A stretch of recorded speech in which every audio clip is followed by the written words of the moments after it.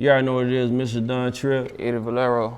And we just jumped off the porch. With Dirty Glove Bastard, let's do it. Yeah. But I want more. House smelling like gun oil. Chasing after that fresh bread. In the bank like bonjour. Yes, sir. All right, y'all. We got Off the Porch family, alumni, et cetera, et cetera. We got my boys Don Trip and Eddie Valero jumping off the porch with us today. What's good with it? Indeed. Man, feeling good, man. How about y'all? No, I wouldn't dare complain. Yes, sir. Hey, Trip, you ain't never complaining, man. Never tripping. Indeed. Yeah, man. So what y'all boys got cracking in the city? Man, moving around, you know, whenever we putting projects out, we got to come to the places that show us the most love. And, you know, Atlanta's one of the places, you know, it's a no-brainer. You got to, stop through and fuck with your people. So yeah. we make sure to do so. Yes, sir. No, for sure. And for those that don't know, y'all got the Armageddon joint album that y'all getting ready to drop. May 26th.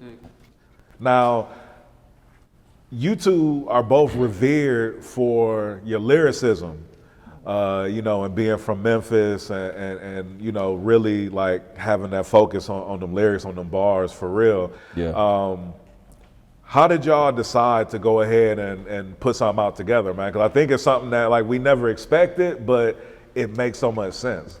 Man, I think really what happened, we did a few records together, just moving around, and for me, the feedback from that let me know that it was a good collaboration. So fast forward, everything else was really the right place, right time. We sat down and it made sense. So we like, shit, let's do it. Word. And you guys both also represent, Trip, and it's crazy to think of this, but like you a vet in the game now. Yeah, like that's what I've been hearing. Yeah, like you've been putting in work for a minute, man. And Eddie, I feel like you represent like this new wave, of Memphis. Even though you've been doing your thing, for a while, but you definitely represent like just the new wave of Memphis, and connecting those together too. Yeah. For you, Eddie, what was it like, to put a project together with Trip? Man, legendary. Like everything that you think of is everything I think of. Like how, you get an opportunity to do a project with somebody like him, and be like, you gotta see something in you for sure to even, cause he don't even really do features and shit like that. For real. Right. Yeah. Nah, for sure. And then I feel like just Memphis overall, like we, unless like you really like clicked up or in a group, you know what I'm saying? Like you don't really see too many people collabing like that for real. And it might be a song, but then for you guys to actually do a project together, I think that's, that's something major. Yeah, that's why we went about it that way. We felt the same way. In our city, it's unified, but it's not at the same time. Everybody's in packs, and those packs don't really co-mingle. And for us, it just came natural. When I run into him, it's all love on both ends.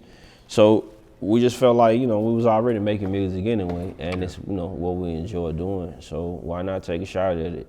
And like I said, we did, I think you said 4 records. Mm-hmm. Aside from, before we collaborated on the tape, we had done 4 records with each other. So, that gives you, or gave us a clear idea of, who we working with. He understand how serious I take it and vice versa. I understand how serious he take it. And, having that common drive or the common hunger for it, it just made the whole project make sense. So. Yeah. I'm happy that we could pull it off. No, for sure. I remember seeing y'all on tour together on the Step Brothers for Life tour. Yeah. And just seeing the energy from you guys being on stage together and all that. And I remember being at the show here in Atlanta and was just like, and I was just thinking to myself, like, damn, like a album amongst like even like the whole crew that was out there on the road. I was like, yo, like these dudes really have just a dope, synergy together. So, so it makes sense if people have actually seen y'all on stage together and, all that. Yeah, definitely. Yeah.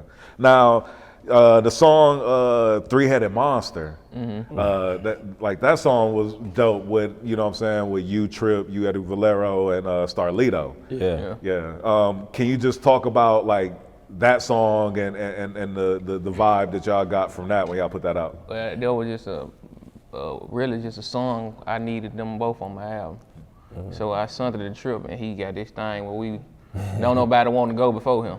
So I sent him the beat. He rapped the whole beat. So the whole beat, this how the verses got so long. So I was like, man, this nigga rapped the whole beat. I'm finna rap the whole beat. He got me fucked up. And I sent it to Lito. Lito takes back pocket. I'm like, what you mean? I'm on y'all ass. So it was just like a friendly competition. Everybody just keeping up. And it just came out. It's a great record. Yeah, for sure. What we be doing anyway. And I feel like that friendly competition, you know, for y'all to hear one person go off and it's like, all right, like I gotta go in. Like that's what makes the best records. I agree. No, I think that's what makes this collaborative album work as well, because you know, it's two ways you can see it. You can look at it and you know you can see another person's talent and that make you want to sharpen up. Or you can see it and it make you, you know, have a distaste for that person because you feel like they better or otherwise. And for us, that was the thing. That's why it works. Because you know, when I hear them work, I hear the effort. I see the effort that they put in there. I know he's dead serious about it. And again, you know, vice versa. So that's it's like a mutual respect for each other. As men, we already respect each other. But as artists, you know, that ain't something that everybody can obtain. And you know, we sit down and, you know, not to shun anybody else, but ain't many people that I listen to and I could say, you know, I think, you know, I could do a record with so and so. Not saying that they ain't talented, you know, it's just, you know, I ain't really a social person. So Trip, when you and Lito was here, you talked about the process of recording the Step Brothers for Life project and how important it was for y'all to be in the same place recording every song. Was that the same process with you and Eddie? Yeah, for me and Eddie, we I spoke with him before we got to work, and I let him know that, you know, I had some shit going on, so we might have to press pause, or we just, you know, he would really have to, you know, make himself accessible around my schedule, and that really was the determining factor, because at that moment he could have said, well, you know, he could have felt like I was on some, you know, I'm too busy for you kind of shit, or I didn't value his time. And that's the other thing I fucked with about him. You know, he's transparent, and you know, I don't know no other way to be other than transparent. So when I told him that, he was like, all right, no problem, I'll hit you back, we'll see if I can line something up. And you know, I'm thinking he gonna move on and do something else right now until I can clear my schedule. And it really wasn't a scheduling thing, but life shit was happening. So, you know, it was certain times, I couldn't really give a true schedule to when I could be available. And he was like, you know, ain't no problem, I can be flexible. He came down, he booked studio, and he was like, you know, I got it from, I don't know what the fuck time you booked this, from like 6 to 4 in the morning or some shit. And shit. Right, you know, so he really, like I say, he made himself flexible. It's like, you know, we can do whatever time. If you free that time, pull up, let's get to work. So when he told me that, so I'll make sure I can make some free time to pull up, you know, as best I can. And a lot of them nights, all of them nights, you know, I had to stick and move. I had to get in and, you know, get to work.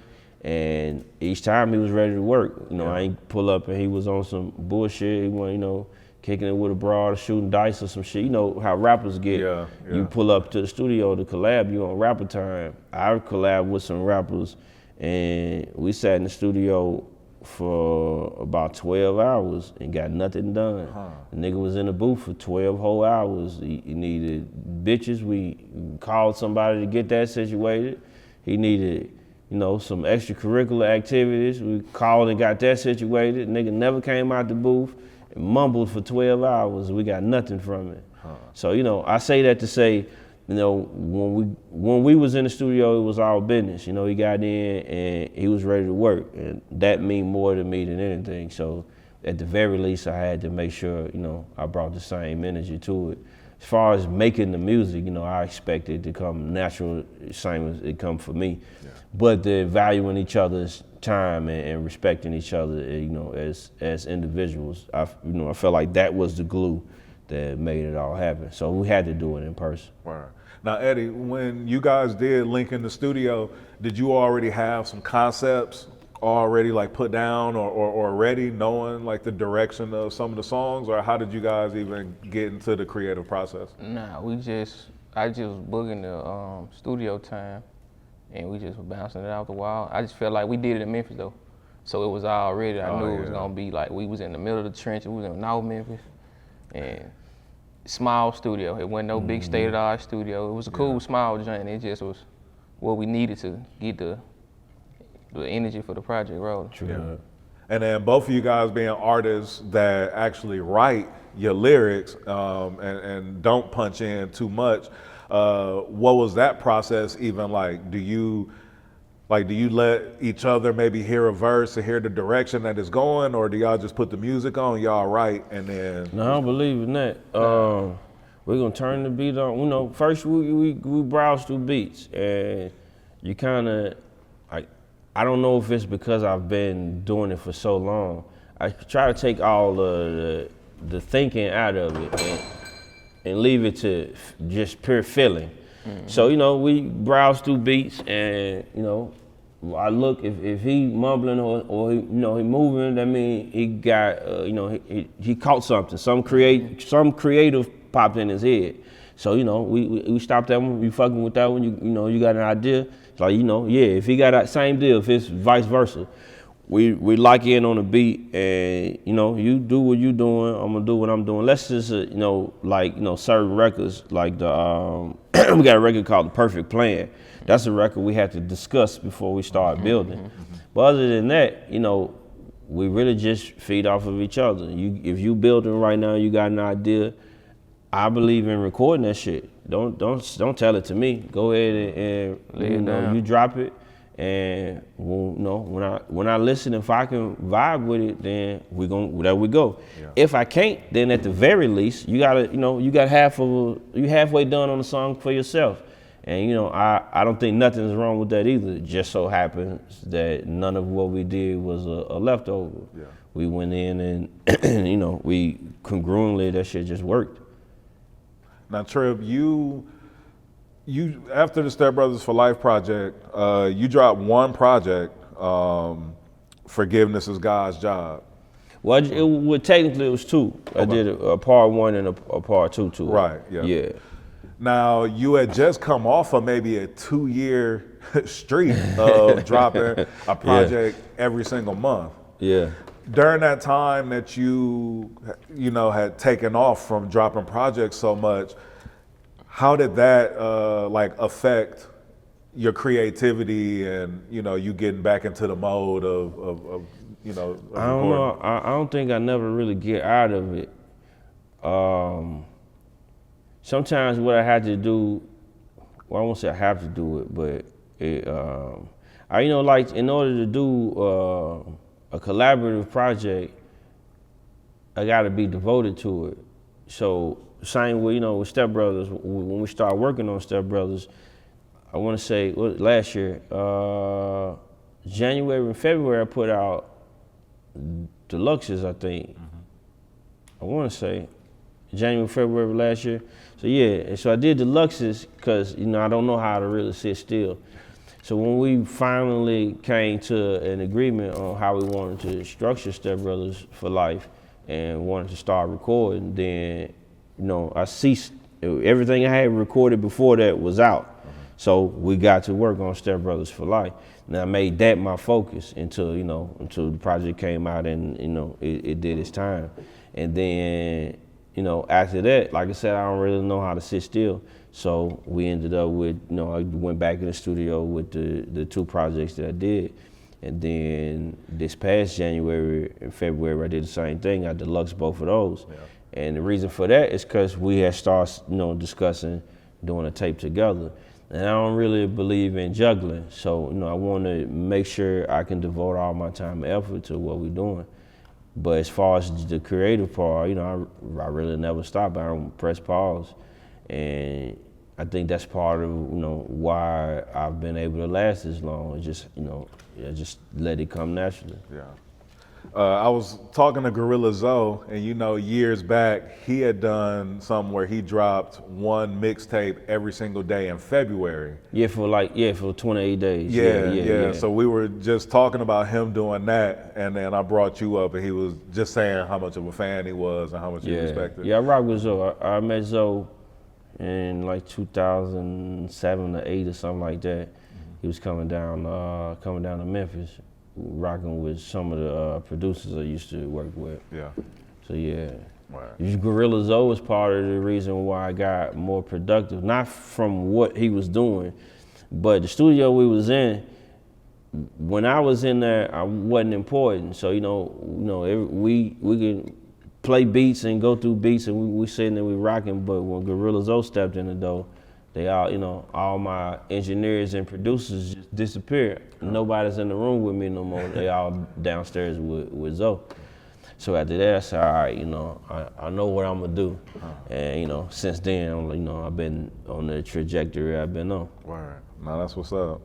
Now, Big Lyro, your last two projects, Gangsta Blues 2, and then Miss Deborah's Son. Both of those projects, to me, are like two of your best bodies of work, so far. Both of those projects had really different feels to them, where the Miss Deborah's Son was like really personal. You got really introspective on that project. But what's your process in terms of when you are going from these different projects, and then even going into your joint album with Trip? Like, how do you get yourself ready, like in your mindset, for these projects? Yeah, like he said, it's never just like the creativity has never stopped.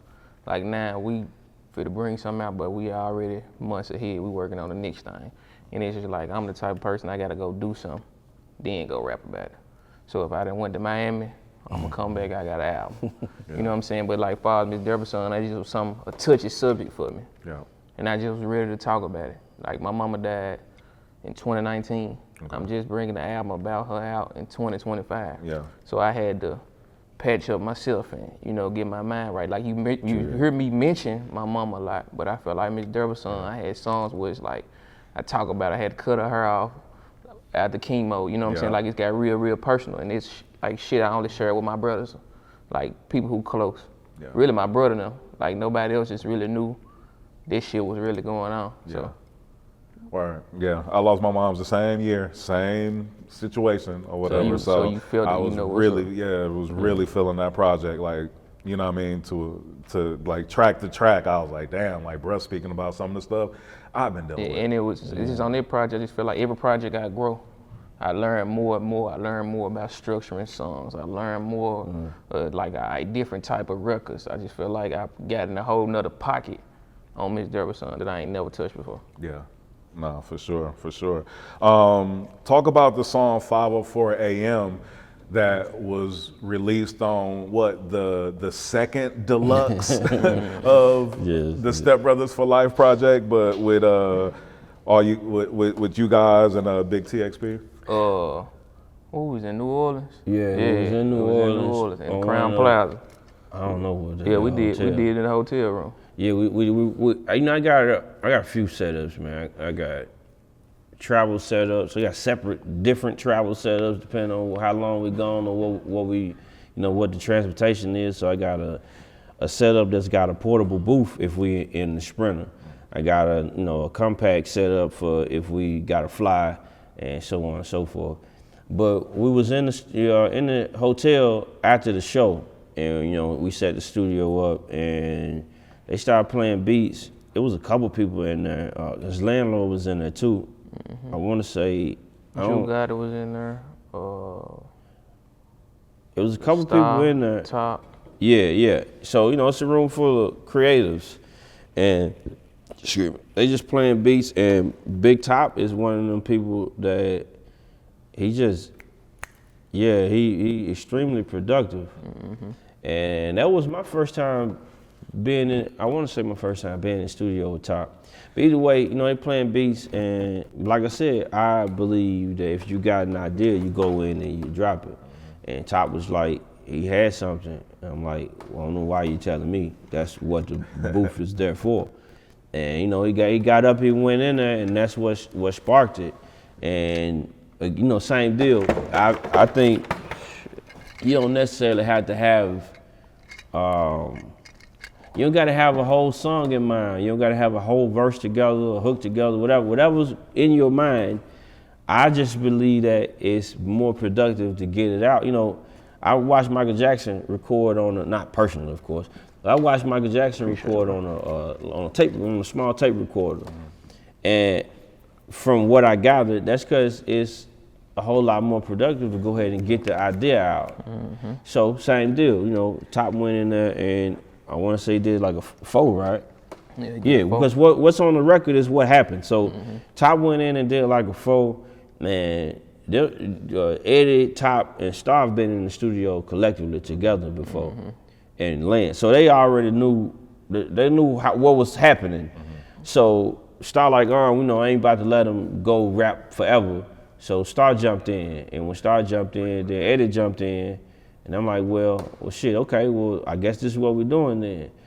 And from that, you know, that was probably the most organic a record ever came together because we didn't really sit and discuss nothing. Nah, just cut the beat on the one. Yeah, we cut the beat on and, you know, whatever you got, go. But this how it usually be happening though. Like, some would be, like, you know, with discuss records, but it's just a room full of just rapping ass niggas. Like, everybody love to rap. And it's like, we feed off it, you know what I'm saying? Like, we know, like, our brother, come on. Yeah. Like, he might go behind me, I'm coming to him, like, I say the hardest shit, he constantly going behind me. And we was talking about that, like, bro, stop going behind me, bro. Like, you know what I'm saying? This how, on like one verse, he go, then he switch out, it go out, like, you know what I'm saying? But it just be like, just joking and shit like that, but it come out. It was a great song. Word. Could we ever get a project or just more crew songs, like with y'all, with Big Top, with Trapper Mandel, Lito, like? That's what I plan to do. That I like on the last 2 albums I did like posse songs at the end of them, and that's how I used to record when I first started making music. When I first started making music, it was me and 12 other people, and you know, of course, as time progressed, 12 people on the song is a bit much, but now, you know, fast forward. Not only do the people I collaborate hold their own, it's fewer of them. It's not 12 of them now, and I think that, you know, for me, I kind of gained a love or fascination for that from listening to like the 3-6 records, and then as I start branching out to a broader musical palette, I guess I started seeing it from like Rough Riders. And that was always, you know, it was marvelous to me to see all of those people be able to get in the studio and just go at it. And, you know, same deal. I think that's one of the most special ways to collaborate, you know, go in and, you know, collectively. And it feels more unique because none of us are in a group. You know, we didn't go in and, you know, 3 of us was in a group and we put 2 more people on the song or something. You know, like everybody just named, you know, the me, Eddie, Trap, Top, Star, Landlord. These are, you know, all of us are separate entities. We all, you know, solo artists. So to be able to come collectively, you know, you was doing whatever you was doing before you stepped in the studio today. Same for everybody else. I think those records are beautiful records. So I plan to make plenty more of them shits. I aim to put one on every project moving forward. Yeah, because each artist that we just named are strong entities within themselves. Exactly. But then, you know, y'all form like Voltron. Yeah, definitely. Yeah, why I be saying, we got a record on the joint called Monstars. Yeah. You know what I'm saying? It's just like 3-headed monster. I just feel like Monstars is just everybody. Yeah. You know, it's like a whole team. I just feel like there's everybody who you hear. That should be some monster shit. No, that Monstars go crazy. Let's talk about Memories of a Giant. I think that was the first song that y'all, was that the first song or was Weight Watchers the first song? Weight Watchers. Okay. But the Memories of a Giant, what is like what does that conceptually like mean to you when you say that Memories of a Giant? It really was just the beat that had the memories in it, and he went first. And like he went first on the joint. I think bruh he had to be somewhere. He had to leave the studio early that day, like at 1. So like a couple songs, I was like, bro, you just do your verses on them. And you know what I'm saying, I stayed to the studio like 6, 7 in the morning doing my verse, but that was the last one I had did. He had one hard in the motherfucker and left. I was like, he went hard when I heard the verse, like, damn, nigga went hard. So both our writing process, like, you know, we putting together bars, so it ain't like we freestyle, it's take a second. Yeah. Right. True so we was coming up with different ways to push out the songs a little quicker in his time frame. So shit, I just went in there and shit, it just came together, just flowed. Right. Yeah, and I want to say, I don't remember what the hell the name of the beat was, but either way, you know, the way we make music, you know, what Jay-Z said, line said, y'all record, I recall. Huh. And that's pretty much how we create our music. You know, it's our real lives. You know, we're not. Fabrication is the last thing we have to do in most cases. So you know, that was the memories part, and I feel like, some people might use the term bosses, but I feel like we're giants, and I feel that way because you know. Well, that's another Jay-Z thing. You know, a midget standing on a giant's shoulder can see much further than a giant, but they easily forget that the giant is who, you know, that giant paved the way for you. And I stand on the shoulders of giants, but that, you know, in my own right, I've become one. Yeah. And, you know, I've grown to realize that, you know, I don't know how humble I am, and I don't know how arrogant I am, but I try my best to balance it as best I can. So, you know, over the years, when I meet up and coming artists or shit, really established artists, period, you know, the love come from places that I never expected it to come from, or I don't expect every person to be a fan of me or a fan of my art, and to see how much love I get and I receive, that tells me that, you know, I got something and it's larger than life. And then, you know, we go on the road and we run into people who experience things that can relate to the music. Same deal. That tells me that, you know, that what I've become is larger than life. And I've seen that same reaction from people when I see people walk up to Eddie and tell them about the records that, you know, that he done that touched them. And, you know, I feel like in order to be able to do that as a person, you gotta be a giant, theoretically. I mean, you know, fucking giants, but you get what I mean. Yeah. So, you know, the stories that we tell you are memories of ours, and we're giants, so memories of giants. Yeah. Mm-hmm. So how does it feel when you know, are moving around, and whether it's fans telling you that, you know, you're one of their favorite artists, but then also some of your peers, you know, I seen like how Jeff Teague and like all those guys over at Club 520, how much they revere, you know, you guys and you know what you're doing, man. How does that make you feel? Because you have like a cult-like following, and you might not be, you know, played on the radio, you know what I'm saying, or whatever. Like it's like no one can deny, you know, like your impact on the culture. It made me feel appreciated.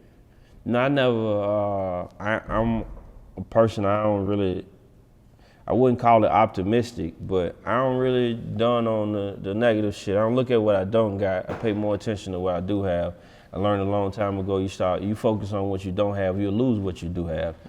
So, you know, when I meet people, again, I don't expect, you know, I'm not, you know, walking in the room and expecting every person in that room to know me or rock with me in no shape, form, or fashion. You know how I am, you know, I'm gonna introduce myself. Yeah. I'll let you tell me that you're familiar with me and who I am. And to see that, again, people from outside of my circle, outside of my bubble, to see that those people were affected or even at the very least entertained by, you know, by the stories that I have to share.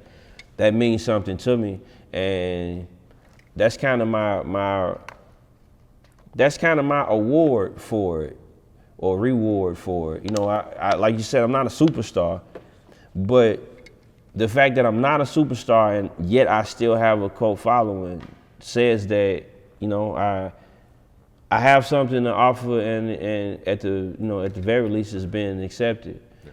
And to know that I ain't the only person dealing with the shit I deal with in life, and in some occasions that's needed. You know, you need to know you're not alone in it. You know, I ain't the first person had to deal with fucking custody battles and shit. Right. I may have been one of the first people to speak about it, or to lay it all out on the table. But I feel like those things, or it's at the very least it's reassurance. Yeah. They tell me, sometimes you gotta sit back and reflect and say, hey, did I take the right route to get to where I'm going or where I'm at? Yeah. And those are the things that reassure me. When I go and see people that it be all ages. That'd be the craziest part. Like for a very long time, I had my demographic was like 20-year-olds to like 40-year-olds. And now, it's up to like 70-year-olds and down to like 16-year-olds.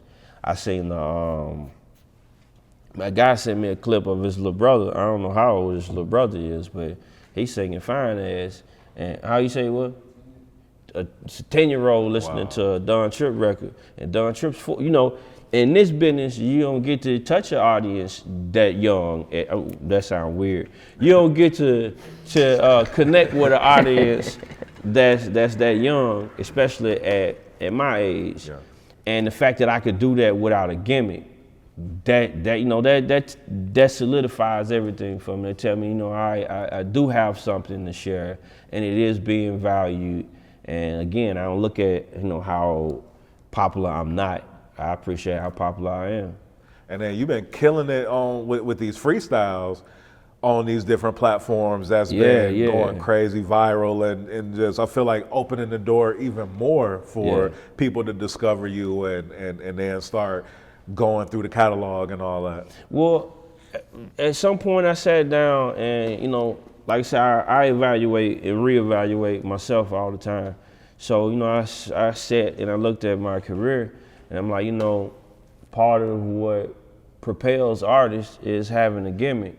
And a lot of people gimmick be goofball shit. And, we was raised with that as the definition of a gimmick. Gimmick mean they was doing some goofball shit. Yeah. But in real time, the gimmick is whatever attracts people to be entertained by you. So I sat and I really analyzed it, and I'm like, well, I don't have to go and get a gimmick or create a gimmick, because that's always been the thing in my career. I wouldn't cooperate whenever that was presented. Yeah. I can't help but be gimmick free. But then I thought about it, and in real time, if you value the true definition of what a gimmick is, rap is my gimmick. And I sat and I thought about that. I'm like, well, because a gimmick is the thing you got that everybody don't got, that attracts people to you. And what I got that everybody don't got is the ability to make my real life rhyme. So, I sat down and I said, well, fuck it, I know I can do it, and the people that know me know I can do it, but what about the people that don't know me? Do they know I can do it? So, we sat down and we started doing the other platforms. You've been rocking with me for forever. Yeah. So, I came in with doing the exact same thing. Yeah, you was the first person to do a drop mic I ever seen. Right. Yeah. Well, I don't know if I was the first or not. It had to be. But, one of the. One of the first. Yeah, but that's what I came from, not having the resources. So I created them myself. And, here we are, fast forward. I kind of wanted to do two things. I wanted to show a person that ain't never heard of me that I can really get at it. Yeah. And I wanted to reward a person who's been sticking with me since those videos, because it's nostalgic for a person that was listening in 2007 and 8 to see that I can still get at it on with a mic and not a full-fledged song per se. Yeah. And that should take more time and effort for me to do it now than it did then. Of course, fast forward, I got a wife and kids now, and I got different priorities and responsibilities, so it's a bit more time constricting. But it's still fulfilling to see how the audience reacts to it. Yeah. Yeah, I remember Trip in the booth with that notepad. Oh, let's do it and shit. Going more crazy. bread than a biscuit. No, for real. You scared the hell in. Yeah, it was a long time ago, buddy. Now, Eddie, you and Trip have both had, 2 different journeys getting to, where you guys are and continuously careers growing and blossoming and all that. Now, we know you as independent Jimmy, then turned down 5-6 deals and have maintained, your independence. Trip, we know you, have been in deals and, and was able to navigate and find your way to your independence where it seems like you're happiest now. Do you guys ever have conversations about y'all journeys and just some of the decisions that you guys have made or have not made and you know what I mean? Yeah, I feel like, shit, we have the same conversation in 20 different ways, cause it's just, it's so relatable. And like a lot of game, bro been around doing it longer than me. You know what I'm saying? So he giving out free game. Yeah. And I'm the type of person, I'm gonna soak up all the game. If I don't know something, I'm gonna ask the question and bro break it down. He gonna explain to me, gonna tell me, well, you got 2 options. Boom, boom, A, B. Like, yeah, that's a conversation that happens almost every time we see each other. True that. Word. Now, what producers did you guys work with on the project? It was fun when it came to the production because we got a chance to kind of merge both worlds. Yeah, the people that he's solid with, rocking with, and some for me as well.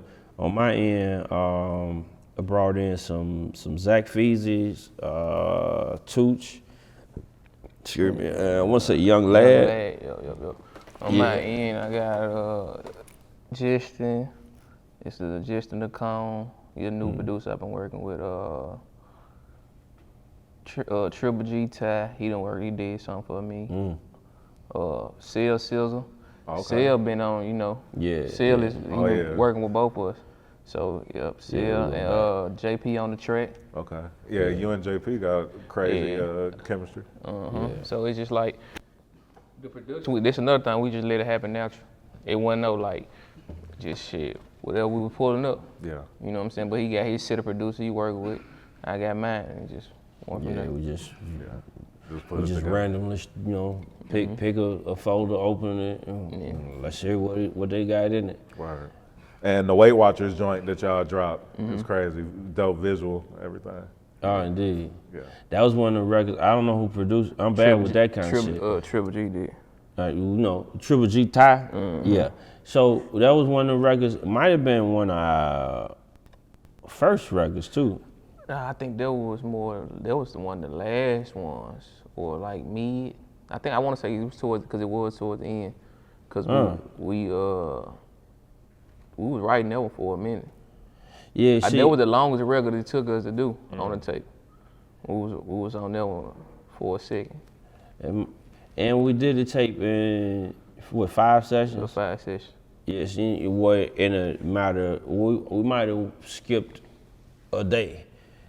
I want to say we started getting in the studio on a Monday and we wrapped up on Sunday, so we might skip 2 days. It skipped like 2 days. But yeah, but that's why that go back to, like I said, he was willing to kind of cater his schedule, his availability around mine, and I respect his time like he respect mine. So we got in and we ain't spent no time in the studio lounging. It was straight. Yeah, it was For straight. beat. We didn't really go through a lot of beats neither. We did. We one or two expected beats, to, and but it didn't really happen that way. It didn't take long for us to really get creative. I was really premeditating beats. You don't know that. I ain't never tell you when I was leaving the motherfucker. I had my brother, we at the spot. I pulled up to his house, we picking beats. I'm up to 7, 8 in the morning, trying to figure out what the hell we gon' take to the studio next. So shit, I already was having in my head like shit. Man, I don't do nothing until we get in the studio. If you send me beats right now, I'll see that you sent them, and I'm gonna move on. I ain't playing no beats right now. I ain't trying to come up with no song ideas right now. Yeah. I don't. My brain used to work that way. It don't work that way no more. My phone's gonna ring. My daughter's calling me. You just called me a few seconds ago. But that's how often, my shit don't stop ringing, and I don't stop moving. When I'm on the road, that's really when I get, that's really when I get time away from all of my physical responsibilities. So, I don't. Once we sit in the studio, that's when I become a done trip. All the rest of it, any other place, any other scenario, I ain't listening to. I just played yesterday. He didn't believe me when I told him, because he asked me. We filming, we doing content, we shoot videos, and I don't know the words to shit. He like, man, what you ride around listening to? And I'm like, man, McGill and shit. And he like, no, you bullshit. I'm like, I'm dead ass. And right now, if I push play on my phone, it's gonna be R&B. Yeah. But like I explained to him, and it might be because I've been doing this shit since I was 11. Professionally, it didn't really pan out for me until I was about 24. But still, I've been writing and recording since I was 11, and I don't know how many songs I've recorded in my lifespan, but after doing it for so long, some of it ain't part of my practice routine no more. If that makes sense. Yeah. I've mastered that, at least in my own eyes. So now I just reserve the creative flow for when I'm sitting in the studio to create, because everywhere else I can't actually create. Now, occasionally, I might have an idea of something or a cadence pop in my head, and I do the voice note, but ain't no words in that. And it takes a while for me to go back to it because I forget it exists.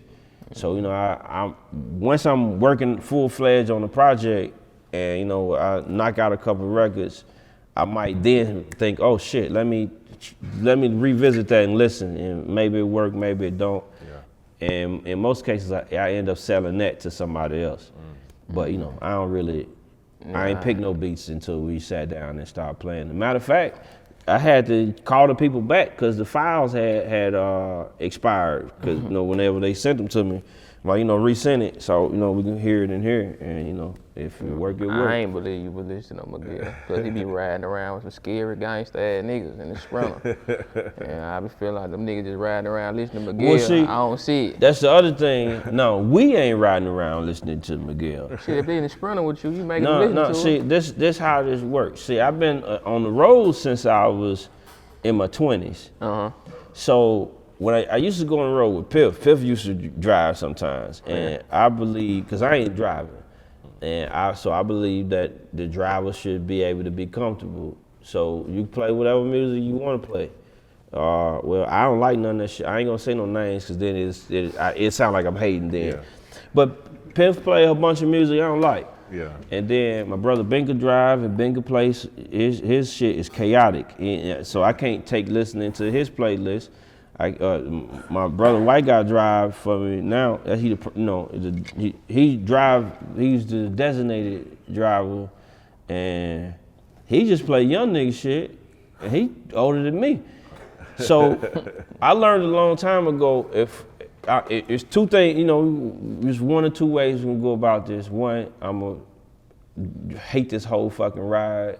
And we've been doing shows every fucking where, so this could be a 15-hour ride.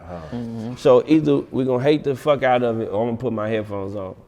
So it's like an unwritten rule when you're on the road with us. Whoever driving control the radio. Well, yeah, whoever driving controls the radio, and I got the same team since fucking forever. I'm new to these niggas since. If they ain't related to me, I've known them since I was 10 or 11. Yeah. So, we got a rapport. I know when we get in the van, if White Guy turn music on, it's for to be NBA Youngboy. And I'm too old for that shit. So I can't listen to that. So I put on, you know, my headphones. I listen to what I listen to because I need him to be comfortable. He's the driver. Yeah. So you know, that kind of that prevents them from having to listen to my R&B. Ah, okay. But if I'm moving and I'm the driver, oh, you fucked. You fucked. I ain't taking requests or none of that shit. You listening to Alicia Keys and Rihanna and Janelle Aiko. You gonna know all this shit. Pulling up, bumping up R&B. Y'all never had a radio on, so I thought y'all heard you try to cut it down, fool. No, I ain't ashamed, but you ain't never got to worry about that. We gonna pull up singing. Fuck you talking about. We're turning to Drew Hill in that motherfucker in the heartbeat. Fuck, if ever you ask me what to play next, you don't got to worry about it. It's gonna be some R&B shit. I'm just gonna hand you the phone. That makes sense why you had like even that 90s R&B song. Yeah, I like.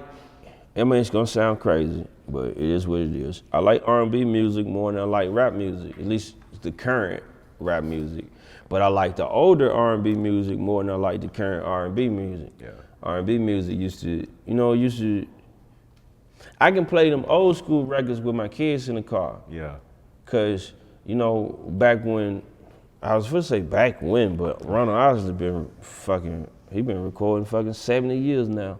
So I can't really the older Isley brothers shit, I don't know about the newer shit, but the older shit, you know, the Isleys and the Bobby Womack and the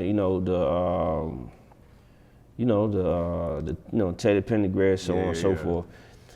They ain't really cuss. So that what they saying is provocative, but it's innuendo. You don't know unless you know. A lot of it's subliminal. Right. Yeah. So, you know, when they singing, Ronald Isley say, I like the way you receive me. He just said he like that it fit when I put it in. Yeah. But my kids don't know what the fuck he's saying. They heard was receive me. But you play that new R&B shit and they flat out, bitch, I like the way that pussy feel. I can't play that. Yeah, you know, I got kids in the car with me 80% of the time, so that kind of shit don't work. And you know, I ain't trying to have like a kid-friendly playlist in a solo playlist. Yeah. But either way, I like R&B music. It's structured. I like the absence of fiction in their music. Cause what they singing about, for the most part, you really can't lie about. It may be lying about them experiencing it, but for the most part, you can't lie about it. You know, we all know what love feel like. You may not have it in your life right now. That's unfortunate. But either way, you know what it feel like. So when you hear them kind of records, or the opposite, when falling out of love or having your heart broke, all that kind of shit, or if they just singing about fucking. Yeah. I like the way the way they used to craft the music, and you know, now it's just now niggas ain't trying to rhyme, so it's different now. Yeah. So I prefer R&B music over the rap shit. Word. And I would definitely love to know how many songs you've that you've recorded. You were saying that earlier. You don't even know how many. I would love to. Man, I don't see. When I first started recording, I was using a program called Sonar. It's like the poor man's version of Pro Tools. Mm-hmm. I ain't know Pro Tools existed. And back then, Pro Tools was a lot more expensive and you needed hardware. Yeah. You know, now you can use any fucking interface to run Pro Tools, but back then you needed like the boards. Mm-hmm. So I couldn't afford all that kind of shit. I had like a fucking Focusrite, I think that's the name of it, the interface, and Sonar. But the way we was recording, I ain't no true engineer, so I didn't know I was saving the files the wrong way. And later in life, I'm thinking I'm saving them on a drive. I'm really saving and I wasn't using a Mac either. But I'm really saving shortcuts on the drive. Oh, okay. So later in life, when I decided to go back and, let's pull up some of these records, and now we in major studios, couldn't pull up none of that shit because, the way a shortcut file worked, you really didn't take the file. You took a fucking key to the file. So all them files was deleted without realizing that, I'm thinking you move it over to the drive, it's on the drive. Now that's how it worked, you drag and drop.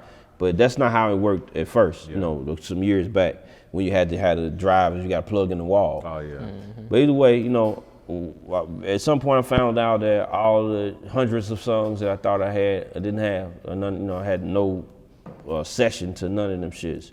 So I don't know how many songs that was. When I started using Pro Tools, I started like recording in mass. So I started doing like, if I plan on doing a tape and it's got 16 songs, I recorded about 50 songs. I stopped doing that because what happens then is I move on to the next tape. And when I record 50 songs, we pick 16, 18, whatever. We put that out. And in theory, we thinking, all right, we're gonna use some of these out of this 50 on the next tape. But it get old to me. And Piff used to sit in the studio and play. If he like a song, you're not gonna hear nothing else today. He gonna play that fucking song 196 times, back to back, and he never let it play all the way through. Yeah. He gonna sing, rap, stomp, and he gonna play. You can, if he leave and you start playing something else, or recording or start doing something else, the second you done, he coming back to play that song that he like.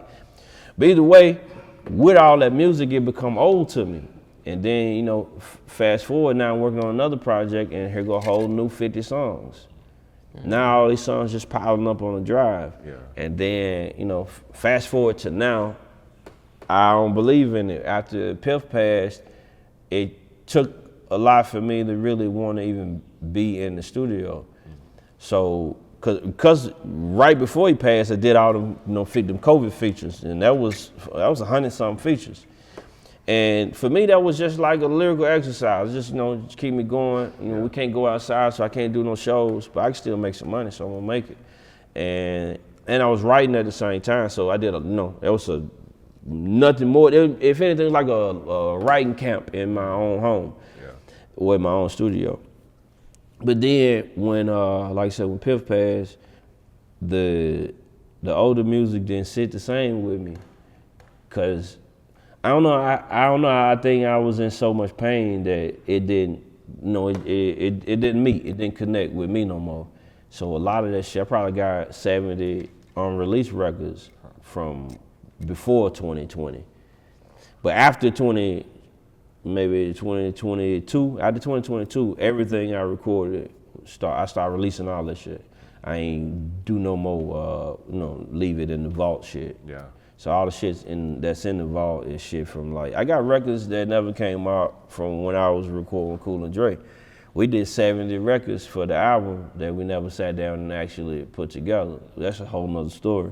But either way, that's why I don't do it now, because all that shit really went to waste. Yeah. And that some people suggest that I put all that shit out, which sounds great until you think, now we further along in the music business now, so it's not like it used to be. You used to be able to go do a mixtape, use 7 niggas beats, and they don't really care because it's going on fucking live mixtapes or some shit. Right. So nobody's really making any money from it anyway. The show money is where the money coming from. Mm-hmm. Now we're in the streaming world, and nobody makes as much as they wish they could make from their music, especially artists that made money from music before streaming kicked in. Right. So everybody want their money. So I turned around and put out fucking 80 records from my past, and I don't remember who made none of that shit. I'm gonna have producers sending fucking copyright claims left and right. Apple gonna suspend Dun Trip as a whole entity, because they gonna get too many claims of people saying, hey, this is my beat and you ain't cleared. But it'd be impossible to clear it. How do I? Do I send this shit to every producer I've ever met and say, hey, if any of these 90 songs were produced by you, let me know? One thing about it, right. Them niggas gonna find you, boy. Oh yeah, they gonna find me. And the thing about that, in this business, there's a lot of shady shit, and some of the producers I worked with, I didn't work with in person, so they don't know me personally. If you know me personally, then you can hit me. We can have a conversation. We can sort it out, even if it's a misunderstanding. We can get it understood. The Russian producers. Well, it ain't just the Russian producers. It's producers as a whole. No. You got people who ain't made a beat in 10 years, and you turn around and use that beat. They don't understand the game. They don't know how much it's changed. Right.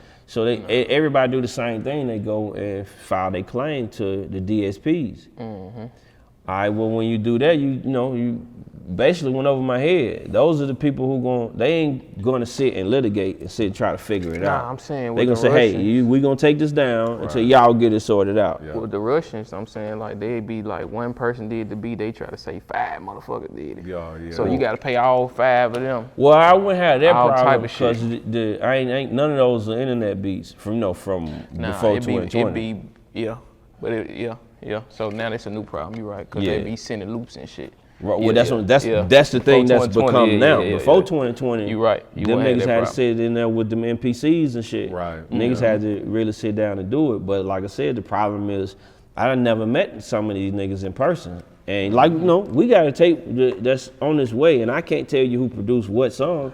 I'd have to look at the paperwork and see who produced what. And before 2020, it wasn't much paperwork. When I just was creating. Right. Niggas send me beats. You send me 20 beats, I'm gonna go through them. I might have found 4 of them that I like. I'm for to go rap. And you might even have a tag on it, but I don't even know what the fuck your tag say.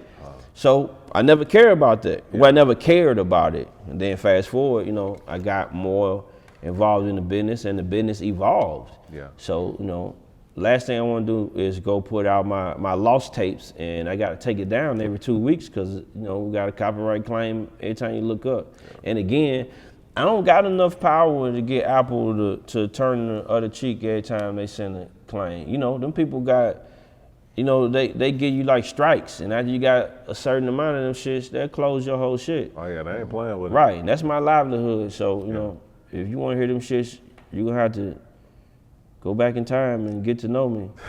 Otherwise, that shit just is where it's at. Yeah. Mm-hmm. When people listen to the Armageddon project, what do y'all want the fans to get out of this project? To understand that 2 different artists with 2 different backgrounds.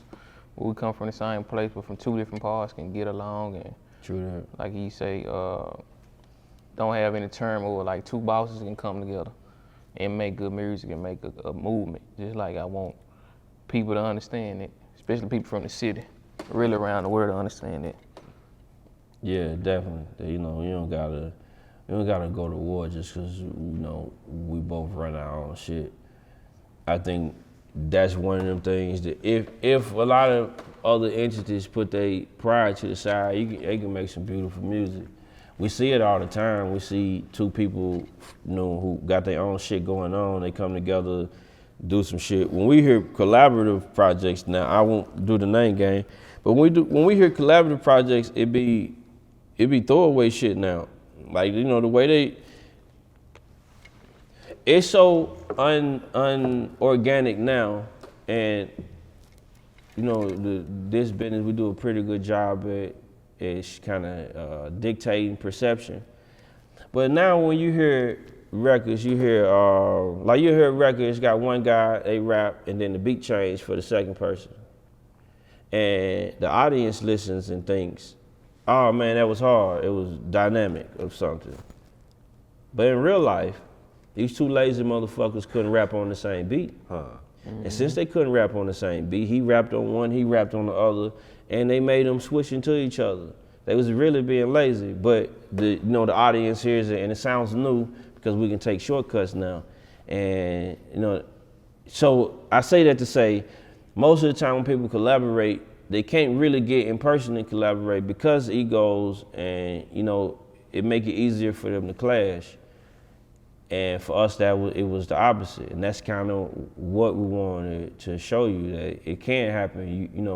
You don't have to go the shortcut way about it, and you don't got to beef about it. You can sit down and y'all can make some great shit, and you never know how that turn out. I'm sure we all can picture 2 artists from 2 different spaces that you think could make some beautiful music together. And what else you guys working on? What else y'all got coming up? We're probably about to do a deluxe. Other than that, I try not to can get some show dates. We trying to definitely work on some show dates and put some shit together. But hopefully we can get the deluxe done. And more visuals. Oh, definitely. Yeah, we got a lot of working on visuals at all times. Shooting a visual now. Every moment. In there. Right. Well, you know, we in the content era, and you know, a few years ago, I wouldn't have dared cooperate with all of the cameras and the content. Yeah. But I truly believe in life, you either adapt or die. And I think I've done a pretty good job adapting to the content era without compromising my integrity. You know, you ain't see me do no goofy shit yet. So I think, you know. Thank God. Right, thank God. You know, it should be heartbreaking, man. You know, you see people that that you've revered for however long. You probably grew up listening to them, or you know, or otherwise, and then now you see so much of them that you start to see who they really are, and who they really are ain't what they what they depicted themselves as, all the way up until now, because the camera's on. And I take pride in being myself at all times because of the same thing. I would hate for you to to meet the real me, and I ain't what you expected. Well, in my case, the real me is me at all times. So you gonna, same person you saw on your phone or your whatever you watch the media on, because people don't watch the TV no more. Right. But whatever you saw me on an interview or otherwise, wherever you saw me, when you saw me in person, it was the same person. And I think the content shit is so important now, so it's part of what we do. So we really never stop with the visuals and the content. Mm-hmm. But other than that, I think this project is special enough to give us some time to enjoy it and embrace it. No, for sure. Y'all got any shout outs before we get out of here? POP, hold it down. No. Shout out to everybody who was involved in the project and the process of doing it. You know what I'm saying? Shout out to everybody behind the scenes and Armageddon, May 22nd. May 22nd. Anything, wonder who gon' stand for something. Eddie V sitting in the White House like I ran for something. Hey, out with the light complexion, bump stock got